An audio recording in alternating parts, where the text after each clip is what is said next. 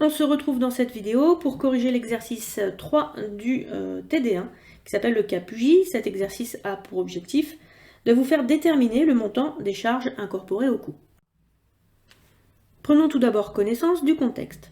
L'entreprise individuelle PUJ, dans laquelle vous effectuez votre stage, a établi le relevé des charges du mois de février de l'année N. Elle vous fournit les charges de la comptabilité générale du mois et un ensemble d'informations complémentaires. Les charges du mois de février N enregistrées en comptabilité sont les suivantes. Le montant des charges d'exploitation s'élève à 500 000 euros, le montant des charges financières s'élève à 4 000 euros, le montant des charges exceptionnelles 6 000 euros. Par ailleurs, on vous précise que la rémunération de l'exploitant est évaluée à 84 000 euros par an. Ici, on a un exploitant puisque nous sommes dans le cadre d'une entreprise individuelle. Et par ailleurs, la prime d'assurance annuelle est de 12 000 euros. Elle est payée chaque 1er octobre. Pour traiter cet exercice, je vous propose de répondre sous forme d'un tableau où on va lister chaque information qui est donnée dans le contexte et se demander si ce montant va ou ne va pas être incorporé dans les charges du mois d'études. En l'occurrence, le mois d'études ici correspond au mois de février de l'année N. On va donc commencer par les premières charges qui vous sont données, en l'occurrence les charges d'exploitation. Du coup, ma question est-ce que les charges d'exploitation correspondent à des charges incorporables?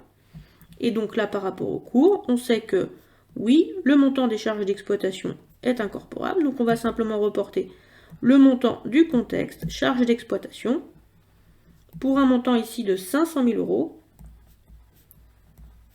Et en justification, on va simplement mettre charges incorporables.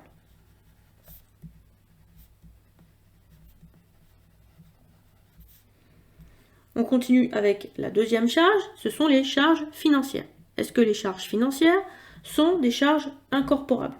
Alors, sous réserve que ces charges financières soient bien liées à la production, donc qu'on soit bien sur des charges financières qui sont liées à un emprunt qui permet de financer l'appareil de production, eh bien on peut considérer que oui, ces charges financières sont incorporables, par définition. Donc on va mettre nos charges financières. Et même principe, on reporte 4 000 euros et on va mettre charges incorporables.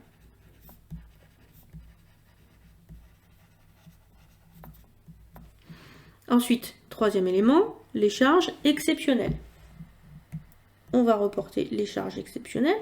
Et là, vous allez me dire, mais non, madame, faut pas les mettre, les charges exceptionnelles. Vous savez, ce sont des charges qui sont non incorporables.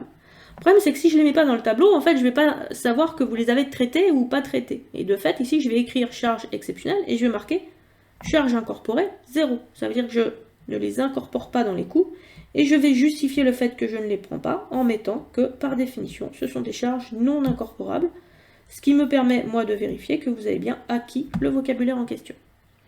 Ensuite, je continue avec la rémunération de l'exploitant. Ici, est-ce que la rémunération de l'exploitant pour une valeur de 84 000 euros est incorporable? Alors, par définition, la rémunération de l'exploitant correspond à ce qu'on appelle un élément supplétif. Mais ici, je suis en train de calculer des charges mensuelles, alors que la rémunération de l'exploitant ici qui vous est donnée est une rémunération annuelle. Je vais donc incorporer l'équivalent d'une rémunération mensuelle, c'est-à-dire 1/12e de ces 84 000 euros. Donc, je vais écrire ici rémunération de l'exploitant.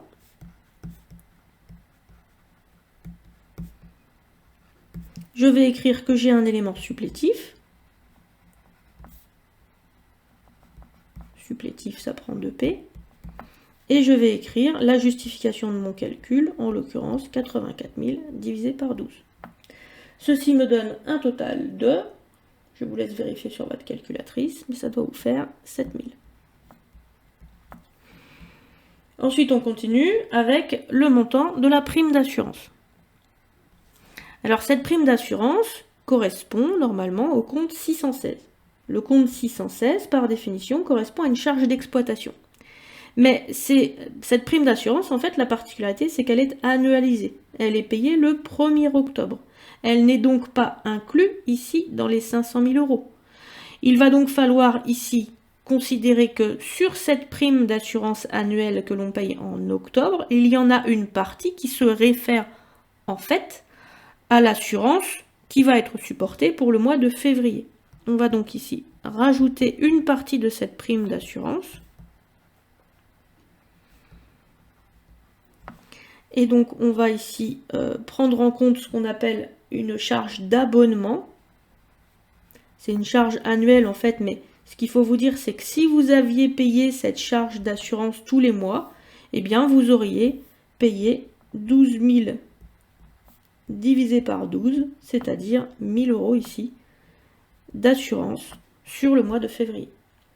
Donc ça nous donne ici 500 000 €, donc plus 4 000 €, donc là il n'y a rien à faire avec le 0, plus 7 000 € et plus 1 000 €.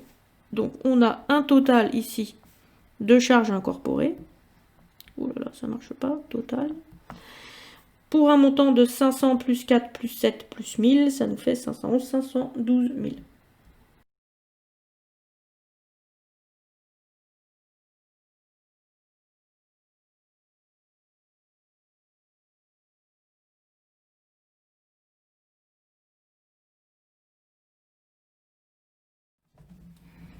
Voilà, quand on met les choses au propre, ça donne un tableau tout propre, tout neuf, pour toujours 512 000. Et donc vous avez remarqué que l'exercice n'est pas très compliqué. Il y a d'autres exercices pour vous entraîner. Un autre qui vient juste après, qui est l'exercice numéro 4. Donc si vous avez encore un petit peu de temps par rapport aux 2h30, vous pouvez le faire dans la foulée. Comme ça vous avance un petit peu. Et sinon, vous avez la possibilité de vous entraîner via le test ENT. Alors c'est pas une possibilité, hein, rappelez-vous, c'est une obligation. Je vous oblige à faire ce test sur le ENT. Et vous devez le faire avant le lundi 25 pour attester de votre présence à ce cours, qui est un cours un petit peu particulier, puisque ce n'est pas un cours en direct, c'est un cours asynchrone. Donc pour la semaine prochaine, donc pour lundi au maximum, test ENT à faire. Et ensuite, pour la séance d'après, vous avez l'exercice numéro 2 du TD1, qui est un exercice sur lequel je vous demande de calculer un coût de revient. Si vous avez des difficultés avec cet exercice, je vous ai mis un exercice complémentaire qui suit à peu près le même modèle, qui s'appelle le cas cocooning, que vous pouvez faire avant de faire le cas Tony. Et puis donc, comme je vous le disais, l'exercice 4 qui vous entraîne de nouveau sur les charges incorporées au coût. Donc soyez bien responsable sur la réalisation de vos exercices, hein, investi, responsable et sérieux. Si vous ne faites pas d'exercice en calcul de coût, vous n'allez pas acquérir les méthodes et ça ne marchera pas. De même, si vous n'apprenez pas votre cours, il vous manquera des éléments pour réussir à faire les exercices.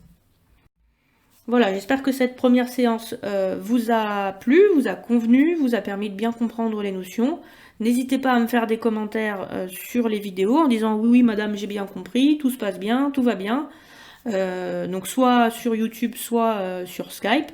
J'ai besoin moi de vos retours pour pouvoir adapter mes vidéos et éventuellement le rythme et vous fournir des explications supplémentaires si vous avez besoin. Je vous souhaite bon courage d'ici la semaine prochaine et donc on se retrouve la semaine prochaine pour un nouveau programme et une deuxième séance. À bientôt, travaillez bien!